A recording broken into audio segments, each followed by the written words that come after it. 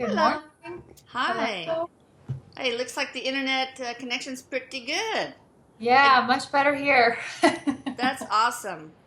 Well, hi, Eric, and hi, Kim. Hello. He says, hi, Mom.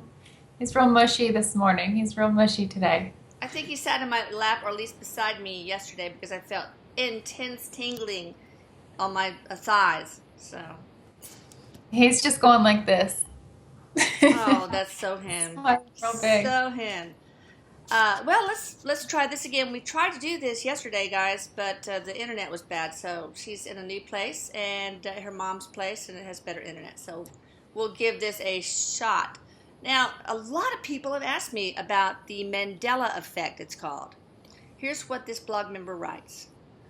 It's very interesting, especially since I remember specifically remember Billy Graham passing away, and apparently a lot of people do, and yet he is really alive. She also remembers the Berenstain Bears, this children's book, being spelled Berenstein, not Berenstain, although there are pictures of both. I've seen that online. And it's always been to her mirror, mirror on the wall, not magic mirror on the wall. But it comes out both ways, and it's just so weird. What's going on? It's like two realities or something?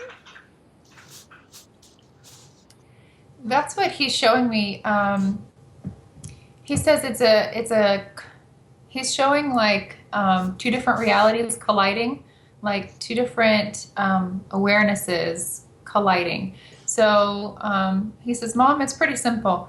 He says a certain group of people have a reality remembering it this way, another group of people remember it that way, and then that's just colliding and kind of intertwining, mixing. He's kind of laughing with compassion, and he says it's unfortunate though because this confuses people and then in a sense makes them feel like they're robbed of what they thought was their memory, and now they go back and say, wait a minute, that's not how I remember it. This is my memory.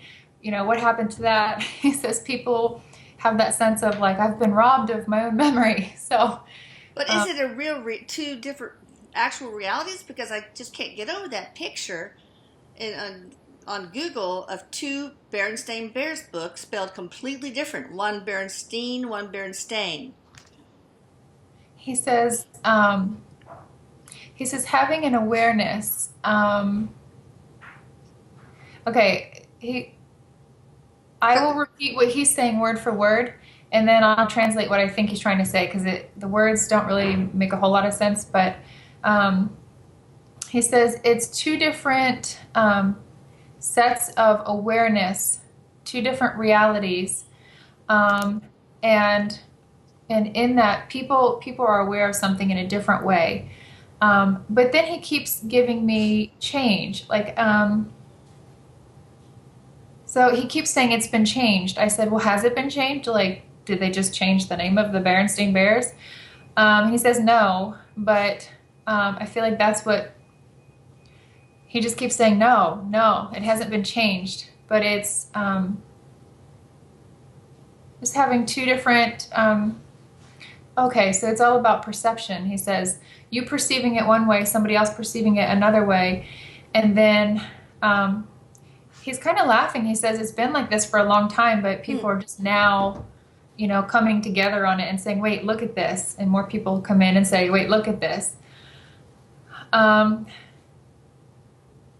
I don't think it's been changed. It's literally been a different perception from one group of people to the other that remember it one way versus the other. Okay, well, what's the real, like, I perceive the book a certain way, but what is the actual book? Are there, what is the actual Berenstain's Bears book? Berenstein or Berenstain? Are there actually two physical copies with a different spelling of the Berenstain name? He says no. He says, I said, if it's one way or another, is it Steen or Stain? And he goes, Steen. Okay. Steen. I used to read those to you all the time, Eric. You loved them. He says they should be. He says they should be shared more because there's always he's just laughing when he says this. There's a positive message in these stories, like with these books. Oh yeah. You So, used to like the Berenstain Bears go to the doctor. And as a female doctor, yay. Believe that? he's just going like this to the camera. Yeah, that is so something he would do too. Some things just never change. All right, so basically two different perceptions, not two different actual physical realities. Is that what you're saying? He says, "Yeah, Mom. To be blunt, he says the stain or the altered version. I feel like it's an illusion. Okay. Um, he's that's what he's showing me, like with image, seeing Okay. something as an illusion, or even." He says, oh man, he goes, it's like playing the telephone game and, a message gets all the way around the Uh-huh. circle and then it comes back and the whole message is different. He says, it's all about your perception and from one person to the next, it's perceived differently. And then when you recall the memory of it, it's recalled Okay. incorrectly. Oh, okay. All right. Differently. Anything else on that? That was kind of a short topic. We can squeeze in another one on this video. Nope, he just went like this. He's like, All right. Well, I'll let you choose. Sorry. Just something short. You know the psychic surgeons, like what was the one guy's name? Starts with a B or an A. But also the famous one, John of God, that was interviewed on Oprah. How they can like operate on people, take out cataracts or whatever without any anesthesia. It's just crazy what they can do. Um, Remove tumors. Tell me about that. um, he says, there's a lot of them. He says, this is true. There's a lot of them. Um, but I feel like they keep themselves hidden. That's what he makes me feel like. Um, Who's they? These psychic surgeons? Oh, yeah, okay, like when he's, or doctors that spirits that they're channeling that are. yeah, yeah, both. He says. So he says, and maybe if we have time, we can. He wants me to share an example. If we have time, I'll share it. But what he's saying is, he says, Mom, it's a real simple concept here. When we're talking about psychic surgery, the concept is, and the reason why it works is because of belief.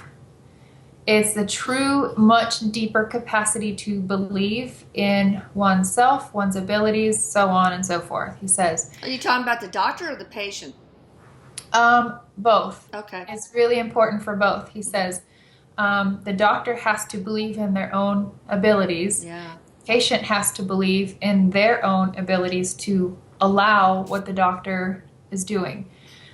So he says it's all movement of energy, really, Oh. but it's believing that makes all the difference in the world. Because if you go into something, no matter what it is, um, if you don't, if you're not aligned with it in belief, it's not going to work. It's going to fade out, fall out, whatever. But if you truly believe and you don't have to ask question, and he's tapping on the heart, if you believe from your heart, you'll see success. And then he's also talking about how there are guides that work with people. This is their purpose. People here on earth, this being their purpose, there are certain energy healers from here, he says, on my side, that work with them. And it's not even to create and say, oh, look what we're capable of. It's to bring up the awareness of just, and then he gets real soft with his energy. He says just that the belief in that connection, the belief that it can happen. So he says it's evolution, Mom. It's all turning our awareness. He's like, like when they play bingo and they roll that ball Oh thing. yeah. that's what he's doing. But he's like, symbolically talking about the evolution of mankind to shift our awareness to the realness behind energy work. And he's just he went like this, and he's like, oh, but it's all over the place. It happens everywhere. He says, we're only now beginning to actually listen to it and say, wait a minute, maybe there's validity here. Well, so if you're the patient and he's about to do take out a cataract, and you have a smidgen of disbelief or fear, it'll hurt like hell. He says, then you'll have a negative experience. Oh, which means pain? He says, well, the negativity could manifest as difficulty healing. It could manifest as infection. But will it hurt? I don't think so. Okay. He says no, because like the guides working with the doctor kind of help protect it from that. He says there may be sensations that feel different. Not really like discomfort though. Because it's really, really hard to have 100% belief in anything. As far as, well, maybe that's just me, but especially if somebody's coming at you with a knife, there's going to be that trepidation, like, oh God, what if this is not going to work? So I would assume that you wouldn't have to have 100% belief to eliminate all pain on the side of the patient. When you first said that it's hard to believe anything, he's like, that's the science in you. I know. It took me a long time to believe that you were still around, Eric. But, and the doctor, it's almost like they're trans-channeling these other spirit doctors or energy healers. He says they can. Oftentimes they do. And he said if it's not trans-channeling, it's still guided movement. So I'm just going to share this real quick because, these examples, he always makes me share examples because it may bring further understanding. So a real good friend of mine named Heather just was guided. She's a Reiki master. She was guided to do psychic surgery on her. And on who? On her cousin. Her cousin, okay. And she'd never heard of it, but she heard it from her guide. So she's like, okay, brought him in. He had actually been diagnosed with 3 cancerous polyps on his liver or some craziness. So she actually brought him into my shop and told him and explained to him what she was guided to do. And he had to completely surrender and just allow this to happen.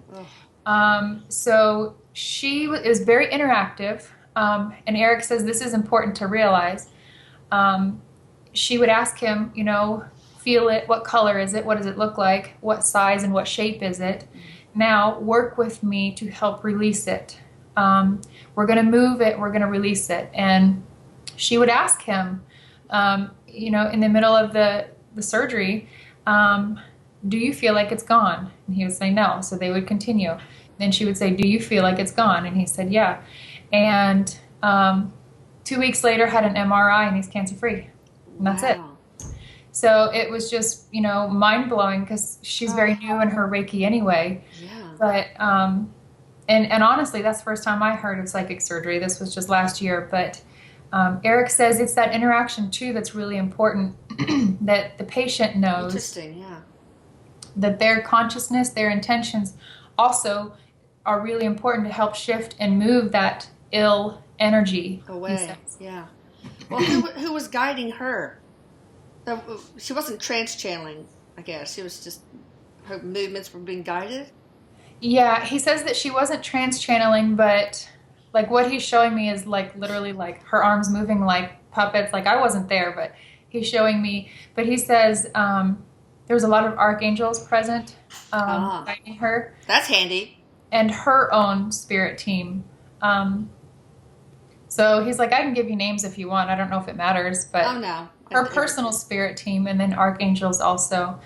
But it was more about the experience for the patient than anything because he was in a low vibrational place as far as his heart, his beliefs. Yeah. So that basically put him on a new path of spirituality. I guess so. Wow. So, Yeah. why aren't there more of these? Why can't all doctors? It would be great if the spirit team could help a lot more doctors um, do this, guide their movements during surgery or whatever. He says, he says, well, a lot of doctors,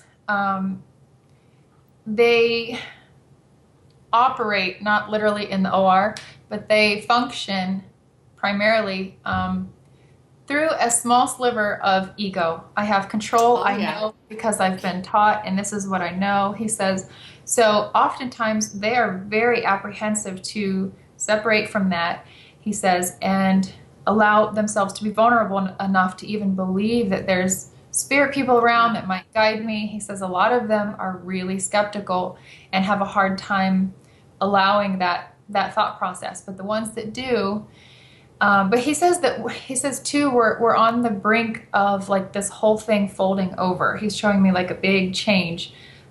You're going to see a big wave of studies of energy movement, like energy healing, and how that affects. And like he says, clinical trials and studies um, will be shown, will be published to document um, energy healing and its effectiveness. But it's real hard for us, for as man, to trust it, to be vulnerable enough to go there. He says some people are even what spirits. He said, and then they shy away. Like, what are I you know it's talking too about? woo woo and airy fairy for a lot of people, but I know that pretty sure that MD Anderson, our cancer hospital here in Houston, has an energy medicine department of its own. So that's kind of cool. So I guess we're getting there. When will we get to that point where psychic surgery is a subspecialty or something?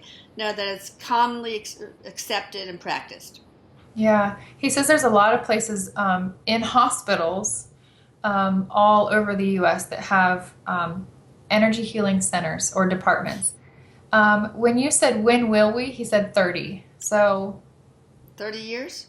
I'm thinking um, it almost seems like 2030. It seems because I Okay. said it's 30 years and he said it's sooner. So I think 2030 Maybe. is when you're going to see it just be a common practice. Oh, good. Oh my gosh, that'd be awesome. All right, last question. How many psychic surgeons do you think there are in the world right now practicing? He goes, whew. What? He's real animated. He said there's thousands, Mom. Wow. Oh, that's awesome.